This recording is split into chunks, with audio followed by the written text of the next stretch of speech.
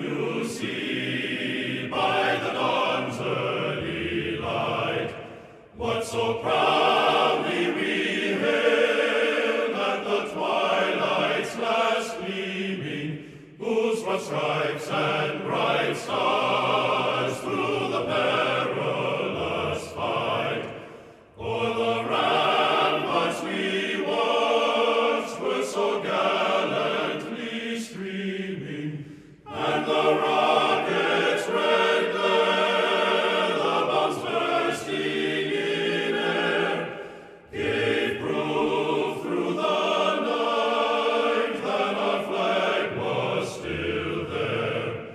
Oh, say does that star-spangled banner yet wave o'er the land of the free and the home of the brave?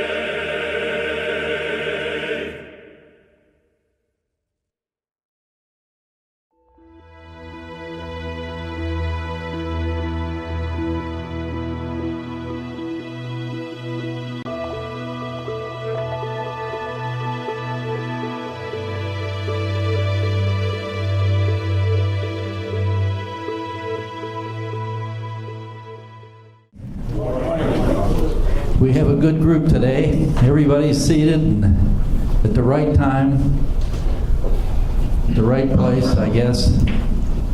We could have rented a television for the big hearing today, but on the other hand, I think we're better off.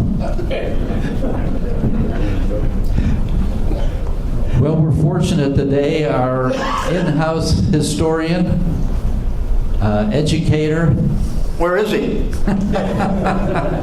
is right up front. And thanks, Gary, for coming today. And Gary's an expert in a lot of things. And he has the gift of preparation and storytelling. He would have made a good grandpa for us all years ago. I'm old enough. He's old enough. But it's nice having you. He's the in-house expert on the Civil War and other aspects of that era. He's appeared on television frequently, has been associated with a variety of good people around town, including Andy Masick. And he spoke on Dunkirk here not 6 months ago or 9 months ago, and but he's going to entertain us again with some interesting stuff on the Civil War period. And nice having you here, Gary. Thank you. Telling Pat, they have his clicker, and it has 3 buttons on it. I told him that's too many.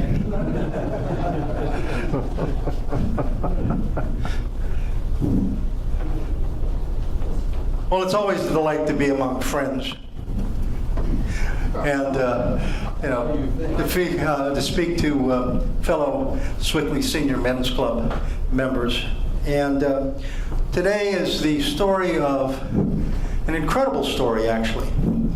It's a story of 100,000 of our fellow citizens who freed 4 million of our fellow citizens. The 4 million they freed, they didn't know. In many cases, they didn't like, especially because they were black.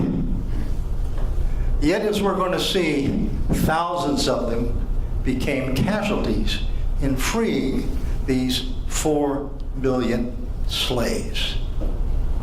And it's a very fascinating story, and one that's relevant today, as hopefully as I go through this, because I titled the talk, Freedom on the Edge. And for 4 million African American slaves, the spring of 1864, as we're going to see, their freedom was in grave jeopardy. Now, we'll see how this works. Press the right button. So the first thing is a little background.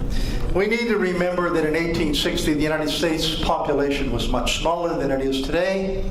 In the north, there was only 19 million people. That is the states you see in pink, includes California and Oregon, which were states at the time. And then you see the South had 9.2 million. The South is in green, but it also includes the border states of Missouri, Kentucky, Maryland, and Delaware, 3.2 million, and a total population of 31.4 million, of which 4 million were African American slaves, almost residing exclusively in the South. Now, there were a large number of what is called slaves without masters, that is, free men throughout the North, especially in cities like Baltimore and Washington. But we're really going to focus on the 4 million slaves. This is a picture of slaves in South Carolina taken during the time of the Civil War. And I just want to give you an idea. You're probably well aware that, of course, most of them worked on plantations. In South Carolina, these people would have been working on rice plantations. It's hard for us Americans to grasp that our fellow citizens were bought, they were sold, they were hunted down like dogs. In fact, there were laws called the Fugitive Slave Law. If a slave escaped, he had to be returned to his master. And there were a number of incidents throughout the 1840s and the 1850s of Southerners going north and bringing their slaves back. So you see here on the left, this is a slave auction building in Atlanta, Georgia, which is going to be the focus of this campaign. Now, in 1860, this unshaven man, he didn't grow a beard until in the later part of 1860 at the behest of a young girl from Dunkirk, New York, Grace Bedell, when she wrote him a letter. But he was a Republican candidate, nominated at a place called the Wigwam in Chicago, defeated the runner, the favorite, William Henry Seward, who was the governor and senator from New York, state of New York. And what you want you to read up there, if you can, what it says is the Republican platform. Now, in those days, platforms were very short. They didn't cover more than 1 or 2 pages. They were widely printed. Newspapers at the time with steam presses were very active. They didn't have a sports page. So what did they print? Crime, fires, and politics. The voter in 1860 was much better informed, unfortunately, than the citizenry today. And they turned out in much, much higher percentage when they went to vote. Some of the federal elections in the 1860s, nearly 80% of registered voters went to the polls. Now, of course, we know at that time women didn't have the right to vote, neither did blacks, and most of the white males did, with some exceptions. But anyway, they were very well informed. And one of the things was these platforms. These platforms really meant something then. The candidate really stuck to it. In this particular platform, the Republicans' platform basically said is slavery would not be permitted within the territories. Now, the United States still had a vast amount of territory. Other than states like Kansas and Missouri and Louisiana and the states on the far west coast, everything else was a vast territory to be settled. And the Republicans ran on a platform that was called Free Soil, Free Labor, and Abraham Lincoln embraced that platform. So the idea that slavery would be restricted was already in the 1860 Republican platform. When the war broke out on April 12th, 13th, and 14th with the firing of Fort Sumter by the Confederates and the surrender,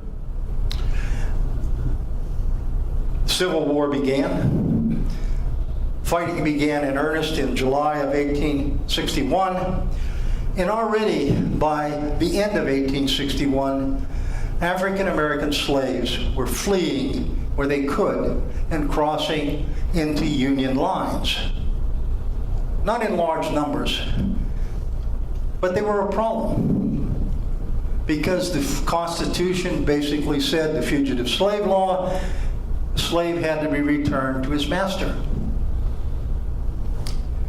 Now, a man named Ben Butler, a Union general, politician, and crook, and so, I guess they're all synonymous in some sense. He was, by the way, in his political career, he belonged to every political party known. No nothings, to Republicans, to Democrats, to Greenbacks, to you name it, whatever was popular at the time. But he was a very intelligent man. He was from Massachusetts. And when these slaves came into his lines, he decided he wasn't going to return them. Now that was against the law. What he did was he actually took the Dred Scott decision, and was one of the probably the worst decision ever rendered by the Supreme Court, which basically said slaves are like those chairs. They're property. They're not human beings. And he says, well, if they're property, I can seize them as contraband of war, which was what he did. And he labeled them contrabands. And so that led the legal framework to let the Union Army begin to keep African Americans that crossed into their lines. So by 1861, already a number were crossing over. The armies were then employing the men, the officers especially, as personal servants to do laundry, do cooking, and to dig ditches. And Joe, they peeled potatoes, so you didn't have to do that. But then Congress got into the act in 1862, passed a whole series of laws. The laws were designed to basically cripple the Confederacy because the slaves were the backbone of their economy. They grew the agricultural products, they drove the wagons, they chopped wood for the trains, many of them were skilled craftsmen. And so one of the things that began to happen is things like this. March 13th, officers, when these slaves came into their line, under the penalty of being discharged from the Army, they were forbidden to put them back. And then in April 16th, you see in the District of Columbia, which had slavery, because it was a federal territory. And Abraham Lincoln, by the way, was very sensitive to this. He realized he could not, had no authority to free the slaves. None whatsoever. And so, but they did have federal authority, so they freed the slaves in the District of Columbia. And then, in June 19th, 1862, Congress prohibited slavery in all current and future United States territories. So Congress was taking action. They continued. In July of 1862, they passed the Confiscation Act, which said that anyone that was a rebel, the federal government could go in and seize your slaves. And finally, Lincoln, as commander-in-chief, said, as an act of war, maybe I can free the slaves also, using these various legislative endeavors by Congress to give him the authority.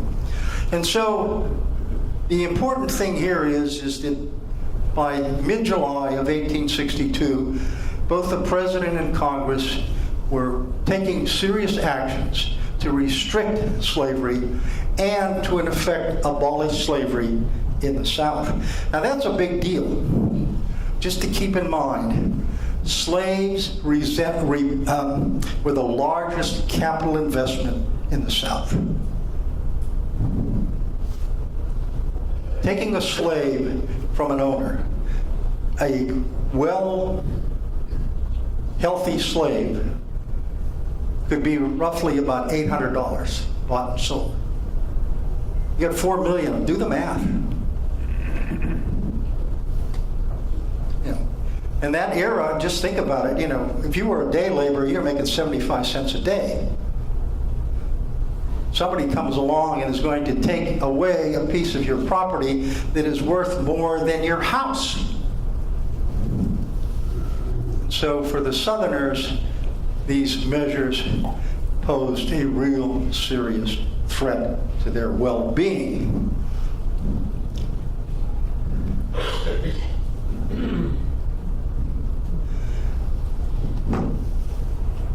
Downtown Washington was a nasty place to live. It stunk, and in the summer they had open canals and sewers. Mosquitoes bred everywhere. And in February 1862, Abraham Lincoln's favorite son, Willie, 11 years old, died in the White House. He died of contracting typhoid fever from the swampy mess that was Washington, D.C. So Lincoln then began to travel out of Washington 3 miles to a place called the Soldiers' Home. It's there today. You can go visit it. It's a beautiful place to visit. You and I as citizens own it. And so what's important about this is the place where Abraham Lincoln began to write the Emancipation Proclamation.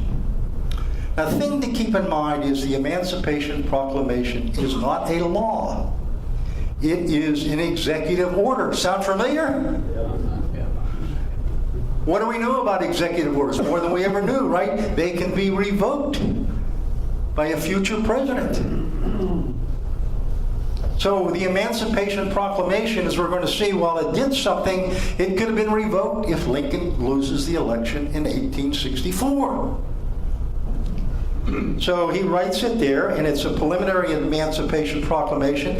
He discusses it with the cabinet, which Lincoln was wont to do. He had a lot of respect for the people who were in his cabinet. You read Doris Kearns Goodwin's book, Team of Rivals, outstanding book. I recommend it if you haven't read it.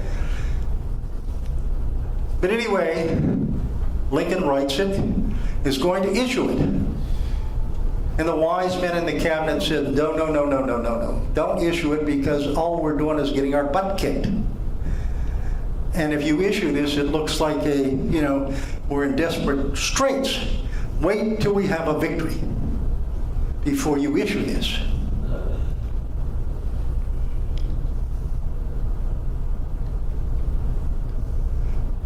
So on September 17th, 1862, at a little town called Sharpsburg, the bloodiest battle of the Civil War.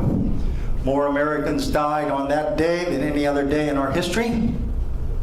By far more died on that day. Between the Confederates and the Union Army at a place called Sharpsburg or Antietam. Also, just as a reminder, that same day, there was a great disaster here in Pittsburgh on Butler Street, 40th and Butler, Arsenal Park.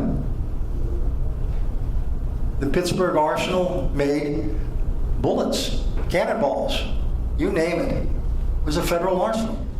It blew up, killing over 80 boys and women, most of whom are buried in Allegheny Cemetery or St. Mary's Cemetery. But there was a Union, quote, victory at Antietam, and so 5 days after the victory at Antietam, Abraham Lincoln, let me go back here. Abraham Lincoln issues the preliminary Emancipation Proclamation.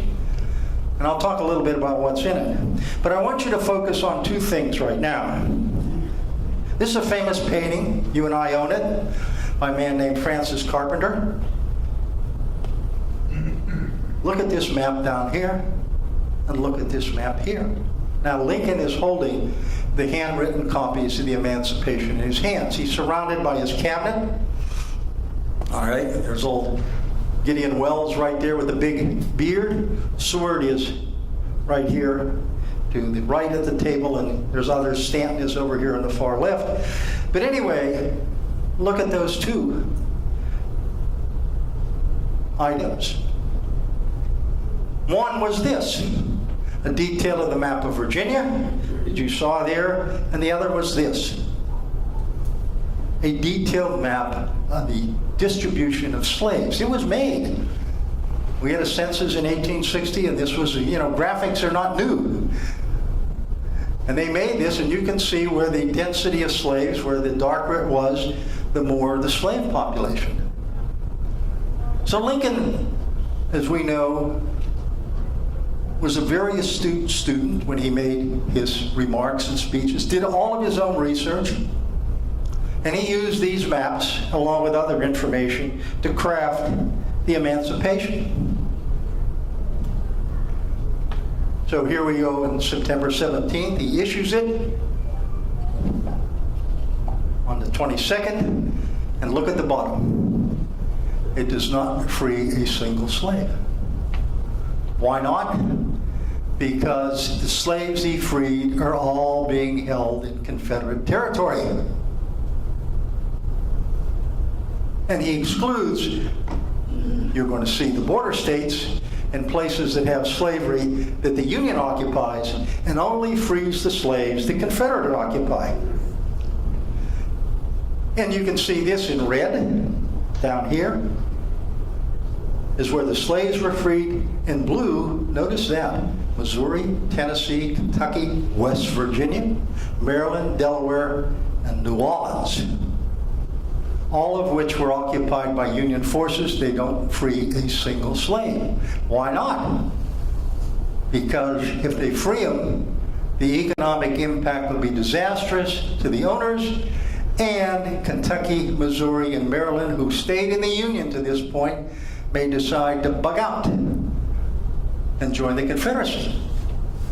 So Lincoln is very careful in how he crafts this. But in the meantime, thousands of more slaves have entered the Union lines. It's contraband. What are they going to do with them? They put them to work the best they can, but there's more and more arriving. By 1864, the war is continued. There's a Union victory at Gettysburg, at Vicksburg. They get defeated at a place called Chickamauga down in North Georgia. But they rebounded with victories around Chattanooga. And by the spring, though, look at this. By 1864, even though the war had been going on for almost 3 years, the Confederacy still had over 200,000 men in their armies, under arms. Large number. And Lincoln in 1864 sought victory, because what was going to be held in the year of 1864, in November, a presidential election.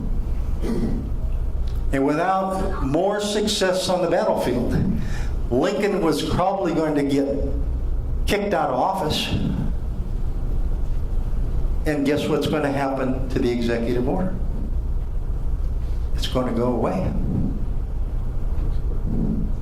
And 4 million African American slaves will be back in slavery.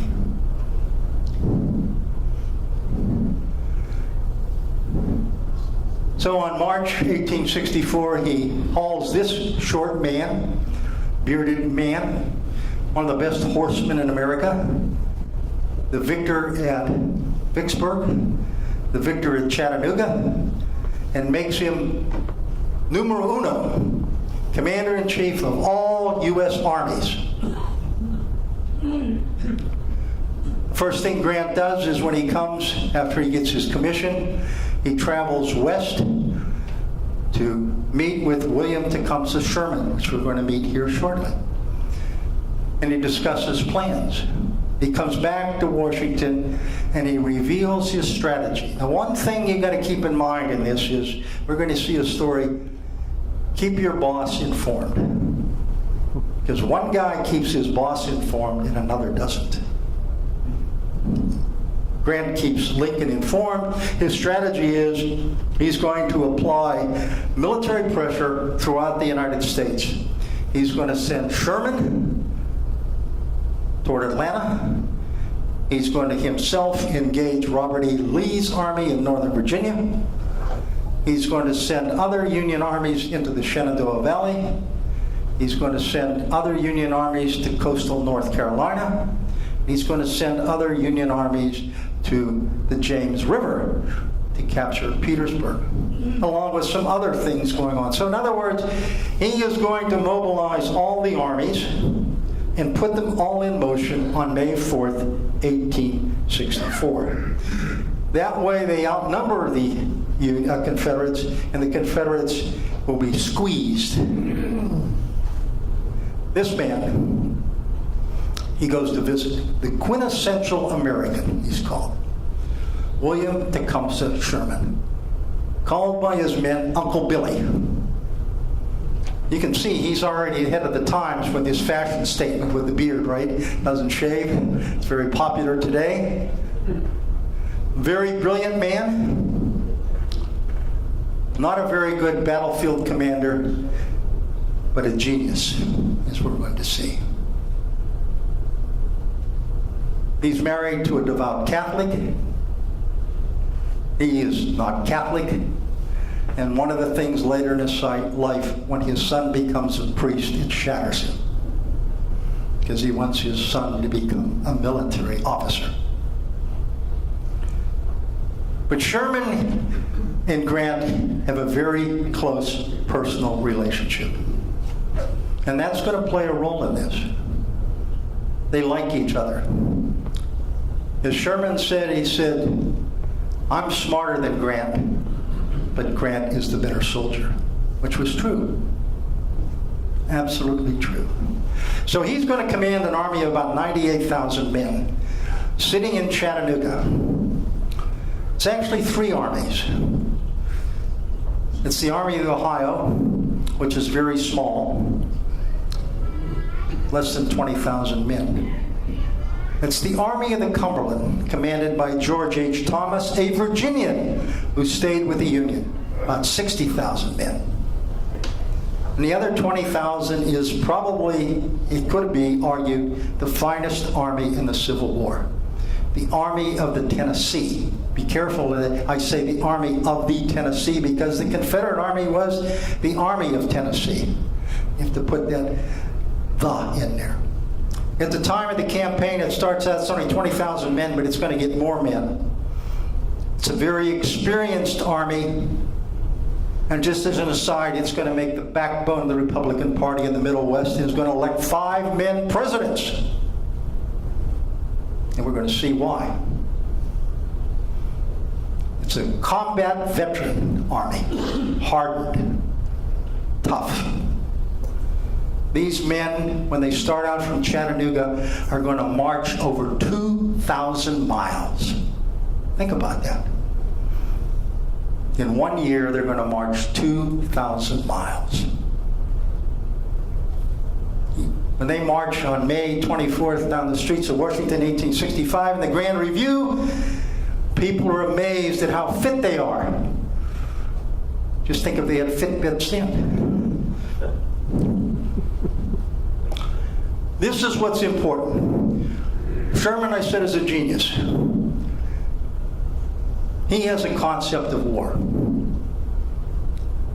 3 pillars are, and he's evolved into this: attack the enemy morale, attack the enemy economy, attack the transportation infrastructure, and avoid pitched battles.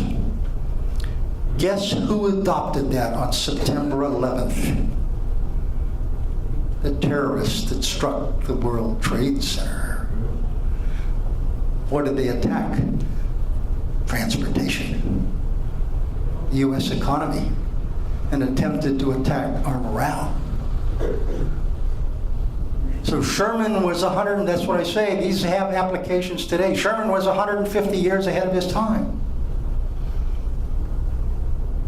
It's still true today. How our enemies try to fight wars and how we try to fight wars. Look at the last point. Avoid pitched battles. Sherman believed that. That's going to come back to haunt him, by the way. You know, sometimes you get stuck in your ideology and you forget about what's available.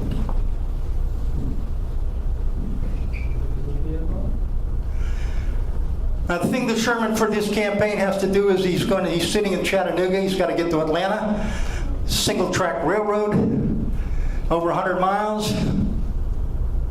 Railroad's probably going to be attacked by the enemy, be unreliable. So the first thing Sherman does is collect supplies in Chattanooga, and does it by seizing locomotives and rail cars all over the Middle West. He didn't worry about who owns them, he seizes them. And pretty soon he's running the railroad from Louisville to Nashville to Chattanooga. He kicks everybody off except supplies. Troops have to march. So he gets to Chattanooga where he has enough supplies, and he's going to use the Western Atlantic Railroad. There is the engines you can see. At Kennesaw today is the museum. This is the general. You know, the famous Andrews Raid, the Disney movie, which is very good, by the way, even though it was made in the 50s. His job is to defeat this man, Joe Johnston. He has about 72,000 men. You can see the difference isn't very large, but it's going to vary during the war, during his campaign. Sometimes Sherman's going to have 90,000, and Johnston's only going to have 50,000 men. The interesting thing about this man is he plans well. You know, these people like this, they develop great plans, but when it comes to making them happen, they back away. He's a failure in the war. The other thing he does is he never tells his boss, President Jefferson Davis, what he's doing. Keeps him in the dark. Doesn't realize that there are political implications if Sherman gets to Atlanta before the November 1864 election. This is the target, rail yards in Atlanta. If you could say that, the target really is Johnston's army. So here's the campaign. Start up here in Chattanooga. The blue lines are the Union. You can see they're moving southward, right along the railroad the whole time. And so they're going to get to Atlanta, and you can see they're going to swing around to Atlanta. We'll talk about this, to Jonesboro. But the whole point is that Sherman's stuck to this line. You say, why is he stuck to the rail line? You couldn't supply 100,000 men with wagons more than 5 or 6 miles from the railroad. Just couldn't haul enough ammunition, food, medical supplies, and forage for horses and mules. This is the Civil War map. He starts out, he has to attack this rough terrain at Dalton. You can see the hills are very large. Confederates dig in breastworks. They even flood the creek. And this is a picture, Civil War picture of Buzzard Roost. You can imagine this is an interstate. You got to take 100,000 men down here, this little narrow road. It's stupid. Not going to do it. And Sherman's not going to do it. Joe Johnston, even though he's been sitting entire winter right there near Buzzard Roost, forgets about a gap that is about 16 miles south called Snake Creek. Sherman knows about it. Sherman had traveled this terrain in the 1840s as an officer for the U.S. Army. He has a photographic memory for terrain. He remembers it extremely well. He knows that this gap exists. And so here, Sherman makes his first mistake. Remember I said that Sherman and Grant had a very close relationship? The man who should have led the Western armies was the Virginian George Thomas and not William Sherman. Because if Thomas would have led the army, instead of sending 20,000 men under the #1 graduate at West Point in his class, McPherson, he'd have sent 60,000 men under himself. And he'd have been behind the Confederates. And the war would have probably ended months earlier, and the war in the West would have ended in May, and the slaves' freedom would have been guaranteed. But because, personalities play a role. This is Snake Creek Gap today. Doesn't look like much of a gap. The battlefield is now, other than what I-75 has destroyed, is in place. The battle is called Resaca. You can see it looks like the usual fishhook. Confederates in red, the Yankees in blue. And what the Yankees are trying to do is to capture down here at the bottom. Shove the Confederates so that they cannot retreat across the river and go south, because Atlanta is this way. These are the earthworks today, or some of them still are preserved today. You can see the Confederate Union. You can see the distance between the two lines. Imagine yourself as a Union soldier. You got to march across that open field, people shooting at you, not fun, unless you're led by this man. One of the things about the bearded presidents, they were all brave men. Many of them got wounded. Imagine this man on horseback riding across those fields with a saber. He became President of the United States. Benjamin Harrison. The Confederates are outflanked. They have to retreat, and they retreat to a place called Cassville. And you notice the date, May 19th. And this is Cassville today, a cemetery. Why? Sherman's army burned it to the ground and was never rebuilt. When they get to Cassville, Johnson decides to retreat once more. And he retreats to this place. Look at the date, May 25th. The campaign's only underway 3 weeks at New Hope Church. This is New Hope Church today. You can see the breastworks then and today. The soldiers called it the hellhole. Why? It rained every day, just about, starting on May 27th throughout the month of June. The Union Army is going to spend over 3 weeks going 7 miles.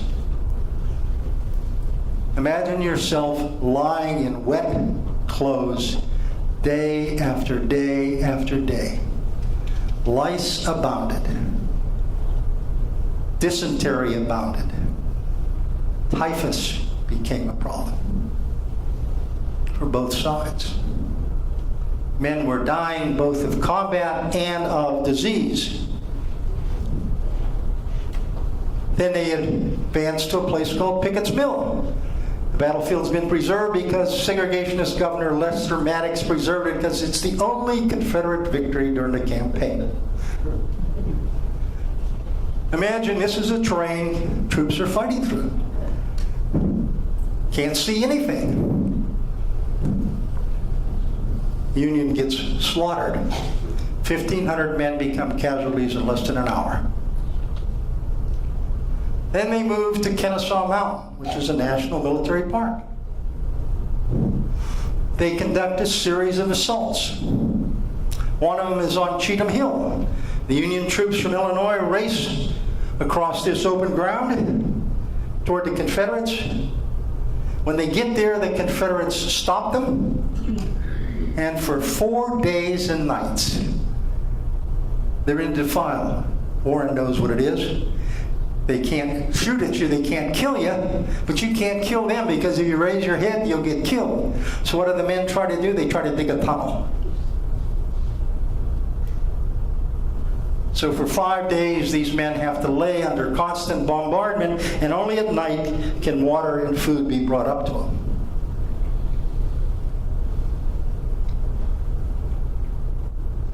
This is Kennesaw. There's Atlanta in the distance. The next crossing is Chattahoochee. You can see the earthworks are getting more and more sophisticated. By July 17th, Jefferson Davis, who doesn't know what Joseph Johnston is doing except that he's retreated over 100 miles and they're only 3 miles from downtown Atlanta, fires him. Puts this man in charge, John Bell Hood. Now, for those that know the Battle of Gettysburg, they know that Hood's arm is shattered. Not amputated, but shattered on July 2nd in the morning. And then on September 17th at the attack at Chickamauga, his leg is shattered and amputated 4 inches from the hip. he spends the rest of his life on drugs, opium, to kill the pain. Now, the one good thing is, while his leg is gone and his arm is shattered, he gets married after the war and fathers 10 children. He's very aggressive. His idea is he's going to fight the Confederates. The first place, or fight the Union Army, he fights them at a place called Peachtree Creek, which is a very lovely neighborhood of Atlanta today, Buckhead. This is the only part of the battlefield that's left. The Confederates advance across this field, and the Confederates are unsuccessful, and many of them get killed. They then fight what is called the Battle of Atlanta on the east side of Atlanta. And again, this is the Army of Tennessee. These guys are attacked from the front. They defend the trenches that they're in. The Confederates get around behind them. They climb out of the trenches, get on the other side of the parapet, and fight the Confederates the other way. Tough guys. Today, this is an interchange on Interstate 20. The battlefield is gone. Now, while all this is going on, Union dead is mounted. Here's the Union dead from the Wilderness. Cold Harbor. You hear all kinds of numbers thrown around about the number of dead at Cold Harbor and Grant's overland campaign. The interesting thing, and not the interesting, you got to remember what's in context here. The Union is suffering enormous casualties. From May until mid-August, over 100,000 men are either killed, wounded, or captured. Huge numbers. So on August 23, Abraham Lincoln writes the following memo to himself. He says, "This morning, as for some days past, it seems exceedingly probable that this administration will not be reelected. Then it will be my duty so to cooperate with the President-elect as to save the Union between the election and the inauguration, as he will have secured," he's talking about George McClellan, the Democratic candidate, "on such grounds that he cannot possibly save it afterwards." He folds it up, takes it to his cabinet, and has them all sign it on the back. They don't know what they're signing. He'll tell them months, weeks later, but at the time he doesn't. He thinks he's going to lose because the war is going badly. People are war weary. You know, the casualty lists are published in the newspapers. Can you imagine that if you're sitting here in Pennsylvania and Pittsburgh getting the daily papers, and every day there's notification of next of kin like there is today. How do you find out your son or father or brother's died? You see it in the paper, the casualty list. Or a neighbor writes home and says, "You know what? Our neighbor got killed."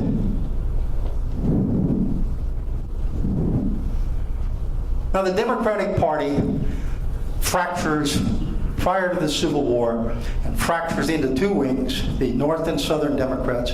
During the war, it fractures. The Northern Democrats fracture again into two parts: War Democrats and Peace Democrats. War Democrats support the war, and many of them fight bravely, and they are key, in some sense, to some parts of the Union Army. But they're small in number. The Peace Democrats outnumber them. So, talk about bad timing, as we're going to see. On August 29, 1864, the Democrats have their convention. They pass a platform. Remember I said how good platforms are?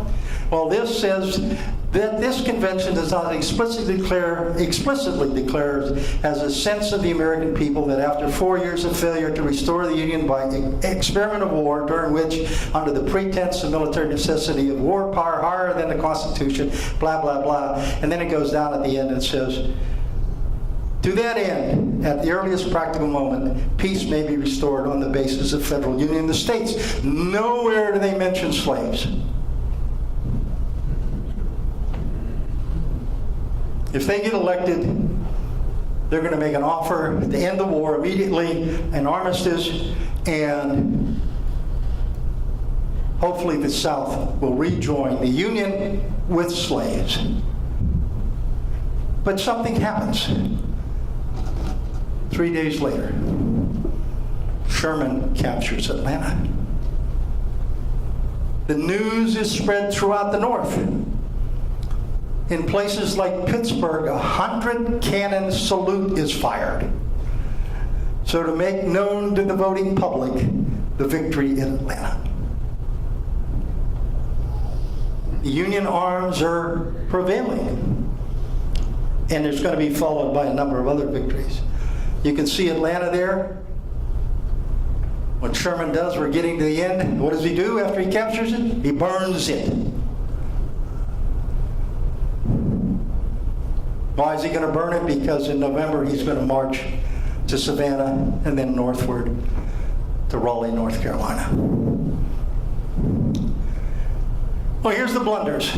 Well, Sherman had this total concept of war at Snake Creek Gap. He could have destroyed the Confederate Army. He could also destroy them on August 31st. He had 60,000 men positioned south of Atlanta and caught Hood's men out in the open. But he was more interested in destroying railroads.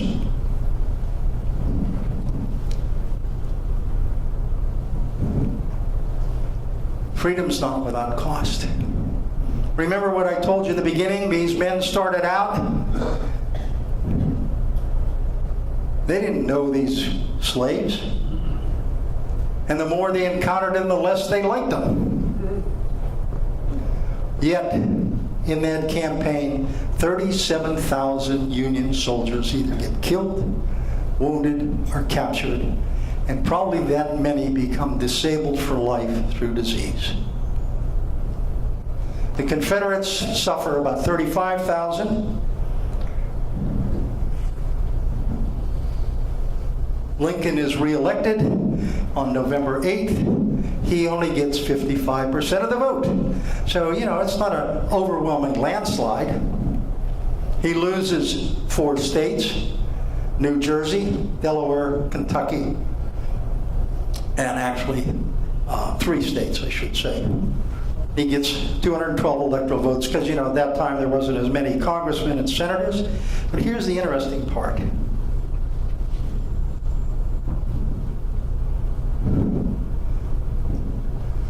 The soldiers eventually were allowed to vote. Absentee balloting was not in existence prior to the Civil War.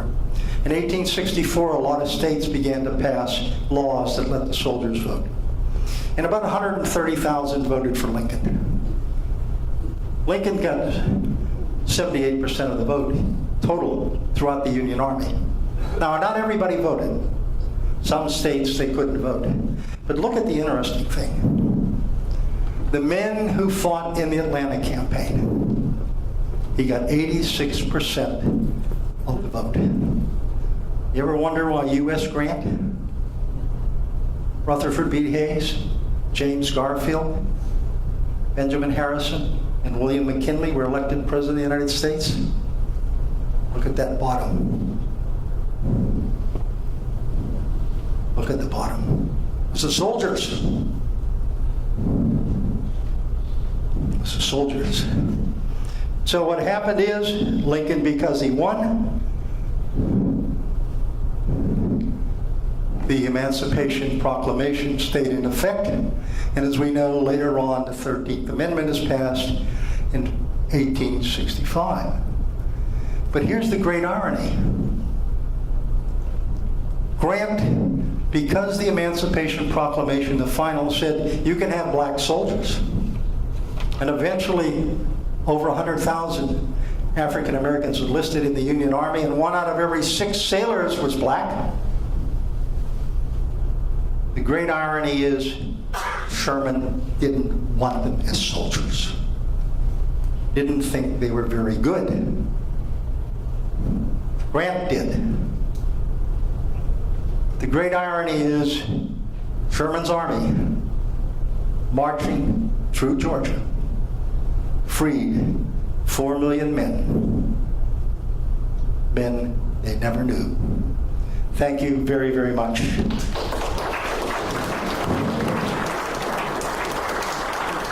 Very good, Gary. Any questions, guys?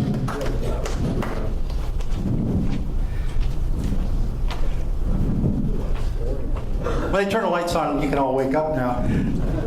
The Army of the Tennessee, was that primarily Grant's army as he took his campaign through Tennessee from Vicksburg? Vicksburg, absolutely right. Yeah, the Army of the Tennessee. They were mainly troops from Ohio, Indiana, and Illinois. Some from Michigan. Okay, any other questions? Yeah, Tim. Gary, you talked about Thomas as opposed, Thomas and McPherson. No. Yeah, Thomas and Sherman. Can you expand on that a little bit? How did that decision happen or not happen? Or why do you think Thomas would have been so much more successful than Sherman? If you look at George Thomas's military career as a Union general, he's the most successful general in the Army except for U.S. Grant. He starts out at Mill Springs, and his campaigns that he conducts all throughout the war are successful. He is the man that saved the Union Army at Chickamauga. And the thing of it is Thomas was not liked. It wasn't disliked. He just wasn't part of the in crowd. He was a Virginian. He then said, well, what does that matter? Oh no, it mattered a lot during the Civil War. He was a Virginian who stayed with the Union Army and rose to become, I think, next to Grant himself, the best soldier in the Union Army. And so, but because he was from the South, he had no political mentors in Congress. Yet he's the man, the Army of the Cumberland, that is really the hammer that goes after Joe Johnston.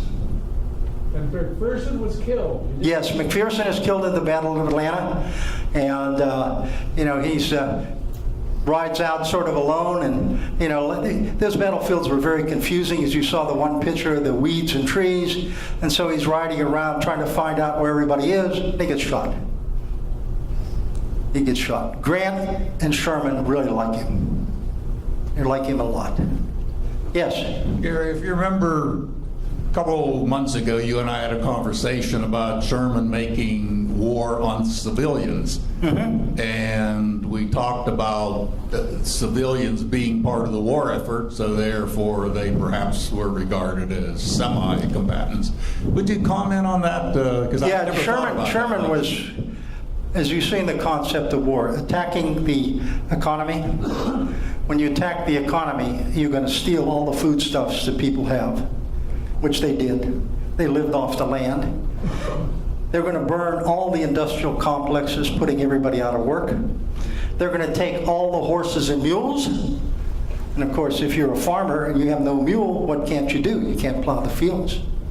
Now, did they physically attack civilians? No. Did they deliberately burn civilian houses? No. No. But they certainly, up to that point, they did everything else. They did everything else. Two things. Sherman, he was a Louisianan. So I guess the only reason why he was good was because he was Grant's buddy. No, Sherman was outstanding. It just that what I'm saying is, I'm not putting Sherman down. I'm just saying, I think, in my opinion, George Thomas was the better commander. Second thing, wasn't the main Confederate powder mill somewhere there in northern Georgia? Augusta, Georgia. And Augusta, Georgia was destroyed on the march to the sea. Yeah. We got a question over here. Okay. By the way, that's a good question about powder. We don't think about things, but the federal military, the Union Army, had the best powder in the world. Who made it? DuPont. A lot of when they fired cannons, Confederate cannons, about 1 in 3 were duds. Yes. Gary, after the war, why wasn't Robert E. Lee court-martialed as a traitor to the United States? Because U.S. Grant said, I'm not going to let that happen. Very simple. When he was indicted by the grand jury in Norfolk, Grant said, And he told the federal government, you try it, I'm going to take my army there. He was dead serious. One of the things we forget about is that the entire period that Grant, if you look at his terms in Appomattox, they were very, very generous. And if you look at Sherman's terms he was offering Joe Johnson later in North Carolina, they were even more generous. For these men, the war was over. It was not a war of vengeance. No. Much to our credit in the United States, we never hung Jefferson Davis or any of those people. Just imagine if it would have been like if we'd have hung some of those people. Yes. Gary, so impressed with your program this morning. Thank you. Just curious, how many years of effort went forth to produce this project here? Too many. The good thing is that I've had the benefit of knowing and discussing a variety of Civil War efforts. We as Americans are really blessed. And by that I mean is, there is a man called Ed Barrs. You may or may not know of him. B-A-R-S-S. He is the Chief Historian Emeritus of the United States. We actually have that position. He's 95. He's extremely sharp, and I've had the pleasure of knowing Ed for over 30 years. And I've toured these battlefields with Ed a number of times. But one of the things that Ed did when he came into the Park Service in the 50s used to be that the rangers and historians did nothing more than carry keys and unlock gates. Ed made them professionals. In his tenure, he hired an enormous number of professionals, young men, primarily, a few young women. And so what I'm saying is we're blessed in the United States. Unfortunately, they're now retiring. But there's a whole cadre of people that you and I paid their salaries that developed a lot of what I've told you today. It's not me, it's them. It's them. And so, the other thing that's happened is, as you're probably aware, is we have a number of national military parks throughout the United States, extremely well maintained. And I'm sure many of you visited a number of them. And so, between the national military parks and the professional historians that you and I employ, and then, of course, other people over the years have written about this. This is not new. Yes, sir. Back there. Word. Yeah. I just finished reading Grant. Okay. By Ron Chernow. Yeah. Yeah. It was great. Yeah. The battle in the East, as compared to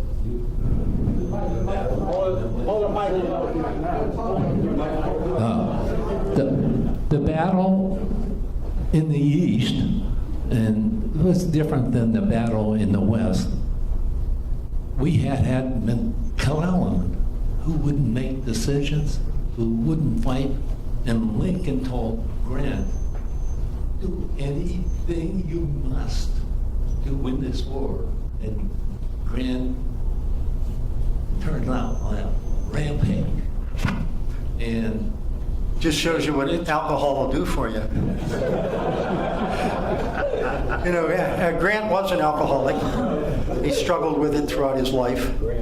Ron Chernow's book is great. He's one of the great biographers today writing. I've had the good fortune to meet and talk with Ron privately several times. And he has written some wonderful books. A book on Alexander Hamilton. The book on George Washington is absolutely superb. And so I highly recommend any of Ron's works that you... it was great. Yeah. 1,000 pages. Yeah, it's a doorstop. Anybody can leave to go to lunch. I can stay here all afternoon. But I'll answer one more. Oh, two more. Okay. Three more. Yes, sir. How many, did Sherman take his entire army north? That's question number one. Question number two, was he the kind of the pincer movement on Lee in Virginia? Sherman was a genius in some sense. What he did after he captured Atlanta, he said, we can't sit here. We got to do something. And so he said, I'm going to march to the sea. And he had already thought about that. So what he does is the gentleman, it's a great question. He takes all of the sick, wounded, and other troops that he once assigned to George Thomas, sends them back to Nashville, takes 60,000 men. Okay, only 60,000 men on his march. And most of them are the Army of Tennessee, Army of the Tennessee. Is it a pincer movement? If Lee had not surrendered and Grant was unable to pry him out of Petersburg, absolutely. Absolutely. Gary, would you comment on two people, one Meigs' position in the Civil War and the English attitude towards our Civil War? Montgomery Meigs was a brilliant officer. In the Civil War, he was in charge of much of the logistics. Just as an idea, his great-great-grandson was in charge of solving the IED problem in Iraq. Meigs left a very detailed journal. Unfortunately, it stops at the beginning of the Civil War.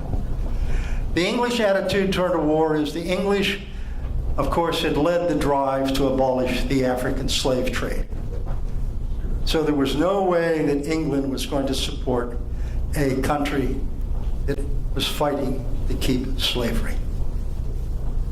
So while the upper crust may have liked the Confederacy, the average worker said, no way. So England never really seriously considered recognizing the Confederate States. Neither did the French. Our best buddy, by the way, was the Russians, just to think of that today. Yes, one last question we had. George. I wish all the speakers we had were as good as informed as you are. No, they're good speakers. They're different. I thank you, George. You get paid afterwards, George. Well, let me give this back over here to the administration, and I thank you again for coming, and I will stick around to answer more questions with more lies.